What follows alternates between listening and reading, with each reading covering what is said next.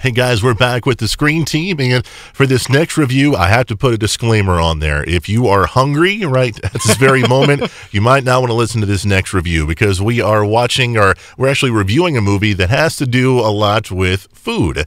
The name of the movie is called Chef, and we got Jake here to help us review it. And if you don't know Jake, Jake's got a lot of different hobbies. He's got a lot of different skills. One of those skills is he likes to cook. I do like to cook. I spend way too much time when I should be working up here watching recipe videos on YouTube and just videos about like restaurants and restaurant chefs and things like that. It's just an interest of mine. Yeah. And this movie kind of scratched that itch for me.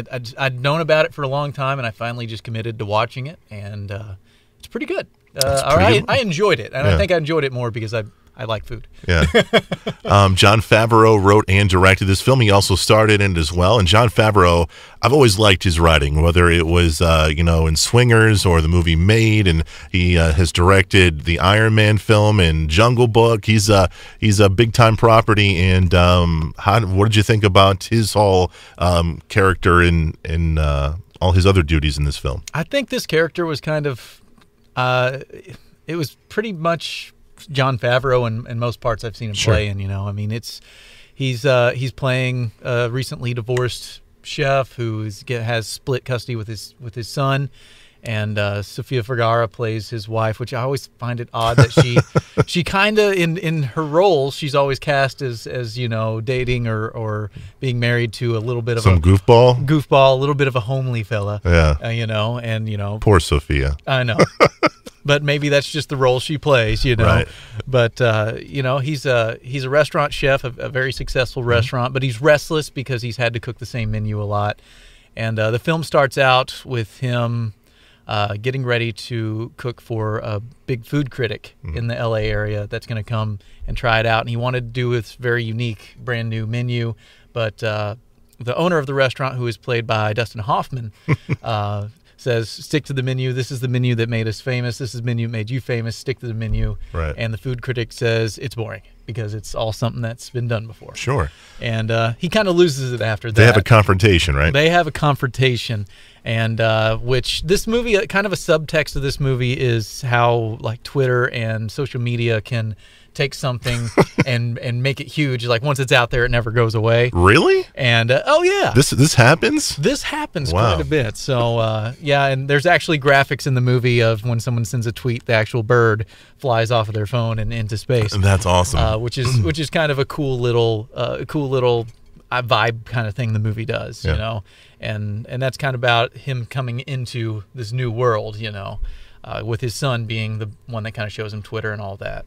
And I guess, he kind of picks a fight with this food critic over Twitter, thinking he was sending him a private message, but he actually tweeted it to him, and he already had like 250,000 followers.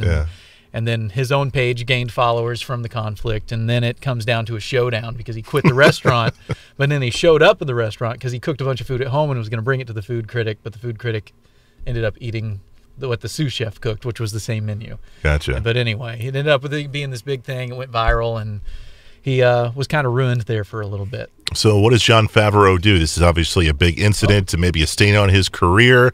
What does he do from this point? Well, his ex-wife ends up taking him to Miami, which is where they met and got married and everything. And her ex-husband, played by Robert Downey Jr., lives, who ends up giving Jon Favreau this really junky food truck for him and his son, who is played by MJ Anthony. And his son is, I don't know, like 10 years old, but anyway, they end up cleaning it up, getting it ready. John Leguizamo's in this movie. He's in this movie. That's about all I can say for him. He plays John Leguizamo as a guy that as John Leguizamo knowing how to cook Cuban food. So, sure.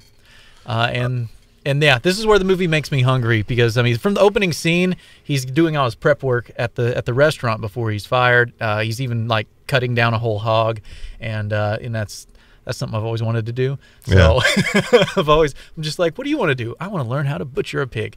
But anyway, they end up, as a kind of a key element of their food truck, they end up cooking Cubanos, which is a traditional Cuban sandwich that kind of originated around the Miami, Tampa, Florida area.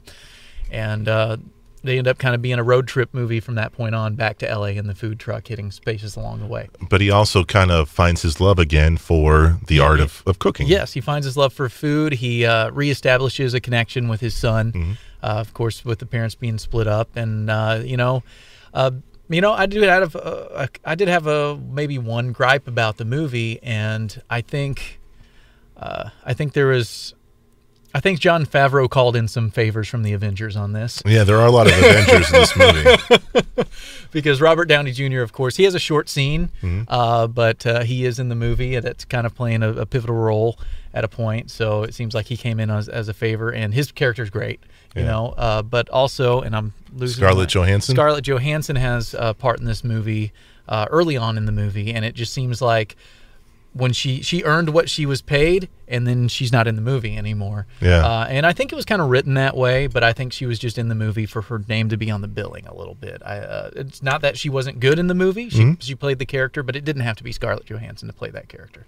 Let's talk about content in this movie. Do you know the rating, and does it have language in it? It's got a little bit of language. I think I'm going to kind of go back here and make sure of the rating because I can't remember. I was thinking it was a PG-13 movie. I would doubt there's any violence in it, considering it's mainly about food, right? No violence, and it's, let's see. Oh, it is rated R, so yeah, there is a little more language than I realized. I always forget about that when I'm watching movies by myself. The language just kind of flies off, but it is rated R. But it kind of has some wholesome messages in there too. So cool. I don't know. I'd call it maybe a dramedy, or a light comedy, light drama. So if you just want a feel-good movie to kill an hour and a half with, it's a good movie to do that with. Would you watch it again? I would. I'm thinking about trying to get Candy to watch it, but I think it's one of those movies that, like I said, I watched it by myself, and I think it's one of those movies that are really enjoyed if you watch it on your own. Oh, okay. All right, very good. He's Jake. I'm Chris. The movie we just got done reviewing is called Chef, starring, directed, and written by Jon Favreau. Remember, we're part of the Screen Team, and we want you to know before you go.